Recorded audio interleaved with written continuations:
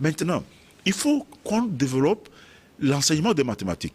Aujourd'hui, l'enseignement des mathématiques, beaucoup de gens se sont laissés convaincre qu'ils ne sont pas bons en mathématiques parce que justement, l'enseignement est fait de manière très théorique. Ce n'est pas inspirant. Je donne un exemple. Aujourd'hui, quand un professeur entre en classe, il veut faire les cours sur les fonctions exponentielles, il commence par les propriétés d'exponentielles. Il va dire aux gens, exponentielle de 0 égale 1, exponentielle de x plus y égale exponentielle de x fois exponentielle de y, des trucs comme ça.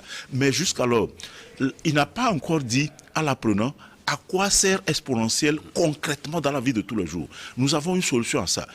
Dans le livre, nous avons dit aux enseignants, même qui ont été formés avec l'ancienne méthode, vous pouvez demander à ChatGPT, aujourd'hui je vais rentrer en classe pour enseigner la fonction exponentielle. Donne-moi des exemples concrets pour permettre aux gens de comprendre à quoi sert exponentielle dans leur vie.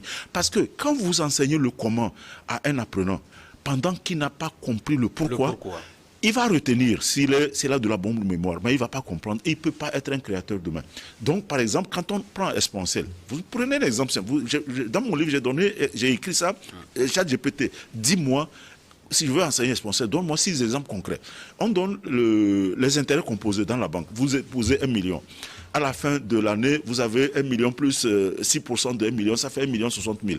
Maintenant, la prochaine année, ça va faire, on va calculer les intérêts sur 1 million 60 000. Donc, exponentielle permet à quelqu'un qui a déposé 1 million de savoir au bout de combien d'années, au bout de X années,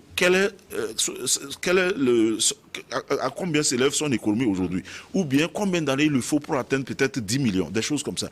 C'est-à-dire qu'on veut formaliser ça, on veut mettre ça une formule pour pouvoir poser les calculs. Quand il y a une épidémie, le taux de progression au début de la propagation des épidémies, ça respecte la loi exponentielle.